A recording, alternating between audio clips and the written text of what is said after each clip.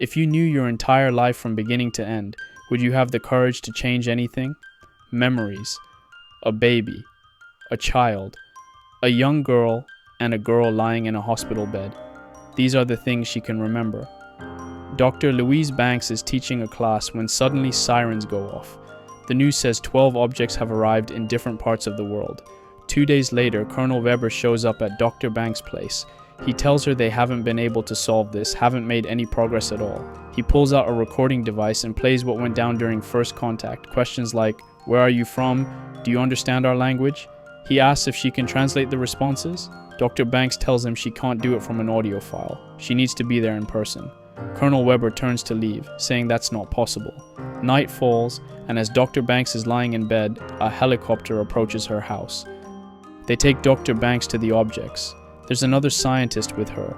They're gonna try to figure out what these things want, why they're here. 5 people put on protective suits and start approaching. They're told the door opens every 8 hours. The door opens, and they start going up in the lift. They stop at a certain point. One of them throws a light upward. It doesn't come back. There's no gravity anymore. Full of fear and curiosity, they move forward one by one. At some point they stop, waiting for them to come. And slowly, through the mist, they start appearing. Colonel Weber tells Dr. Banks it's her turn. When they get back, Colonel Weber tells Dr. Banks she's got until 2 a.m. to come up with something. Dr. Ian Donnelly starts analyzing the sounds. When it's time for the door to open again, they head back up. Dr. Banks brings a marker and a whiteboard with her. When Colonel Weber asks why, she says this is how she can communicate with them.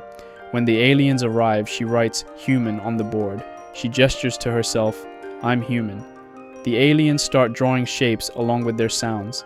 This is huge. They've actually established communication. So how are they going to decode these symbols? But Colonel Weber isn't sure teaching them to read and write is the right move. Whatever happens though, Dr. Banks has done what nobody else could, and this is how they can move forward. She briefly explains to the Colonel how it's going to work. They go up for the 3rd time. This time Dr. Banks writes their names on the board to introduce themselves, but the same symbol appears again. This time Dr. Banks says they need to see me and takes off her suit. This is super risky. The others want to abort, but they keep going. Ian steps forward too and introduces himself. Dr. Banks gestures with her hand, asking who they are, and they each make different shapes. Dr. Banks and Ian are thrilled. They've introduced themselves too. Since they can't understand what to call these beings, they give them their own names. When they get back down, they need to be tested for radiation and disease exposure because they took off their suits. After the examination, Dr. Banks continues her work. While trying to decode the symbols, they discover there's no tense, no beginning or end. They can express what would take 2 seconds to say with a single symbol.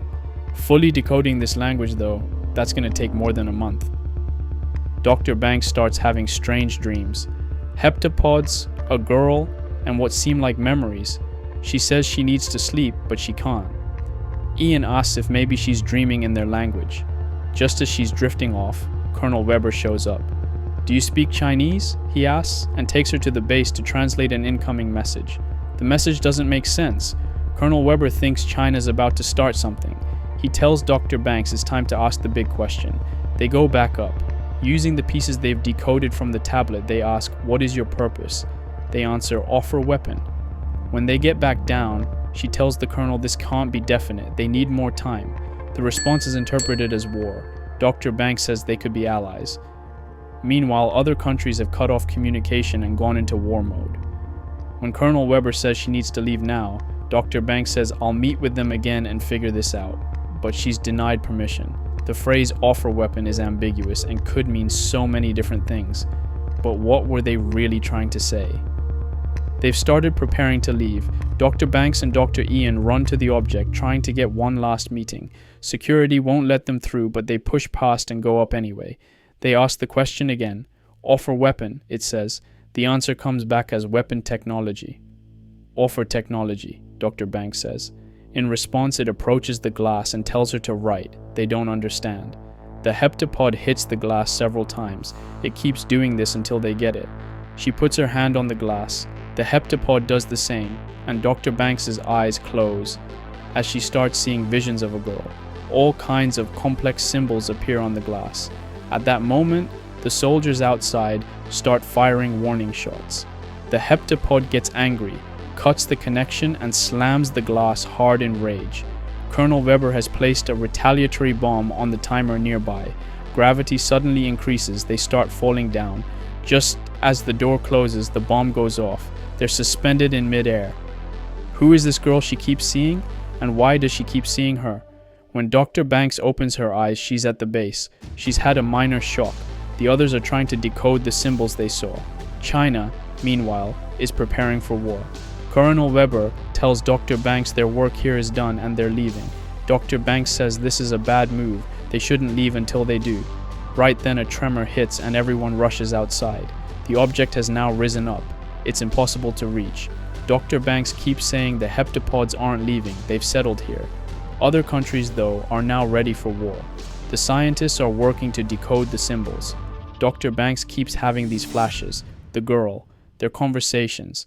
Finally, they arrive at the answer. 1/12. The objects are actually one whole, made up of 12 parts, but they can't convince Colonel Weber and the other officials. In the middle of this argument, Dr. Banks starts having visions and walks outside. A large piece separates from the object and descends. Dr. Banks gets inside and the piece starts moving. Inside the capsule, she struggles a bit. Her breath catches, but now she's face to face with the heptapod. They start talking. She asks where the other heptapod is. The heptapod tells her the other one was injured in the human attack and is dying. The heptapods thank Louise. Louise, you helped. They thank her for earning humanity's trust and starting communication. The heptapods explain why they came. They'll need humanity's help in the future. With Louise's help, humans will help the heptapods in 3,000 years. That's why they wanted to teach humans how to see time. They enabled Dr. Banks to see her future. In fact, all the visions she's been having are her future. She sees clear images of her daughter, Hannah. The heptapods taught her this. She asked the heptapod, "Who is this girl?" because she doesn't recognize her. The weapon they wanted to offer is this ability to see time. The word weapon means tool and gift. Louise comes back down. The visions are getting stronger now. Dr. Ian asks, "You okay?" "It was so huge," she says. As they're getting in the car, she says, "I understand why my husband left me." And Dr. Ian goes, "You were married?" The objects start moving. Now there's a war alert. Dr. Banks sees a memory from the future and remembers the Chinese general's number. She grabs someone's phone from the camp, makes the call, and starts hiding. Soldiers search for her. When they find her, they accuse her of treason and point their guns at her. Dr. Ian helps her out. She finishes the conversation.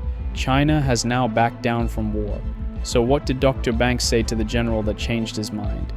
War doesn't make winners, it makes widows. This was what the general's wife said before she died. Dr. Banks heard it when she remembered the memory. China holds a press conference and stops everything, and the countries following their lead stop too. All 12 objects start moving at once and leave Earth. My story starts here, says Dr. Louise Banks. The truth is everything had already happened, and everything she remembered was just beginning. The girl she kept seeing, that was her daughter. The man beside her, her husband.